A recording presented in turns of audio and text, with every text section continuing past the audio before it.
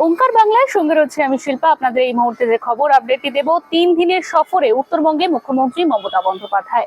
সফর সূচিতে বাণিজ্য সম্মেলন ছাড়াও এক গুচ্ছ প্রকল্প রয়েছে মুখ্যমন্ত্রী। সেই মতো সোমবার শিলিগুড়িতে শিল্প সম্মেলনে যোগ দিয়েছেন তিনি।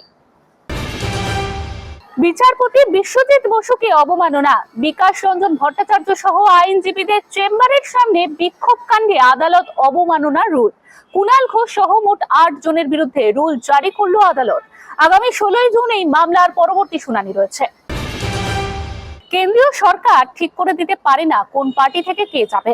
আপনারা একজনকে চাইলে আমরা 5 জন সদস্যকে দিয়ে দেবো। তৃণমূল থেকে কে যাবে সেটা বিজেপি কেন ঠিক করবে?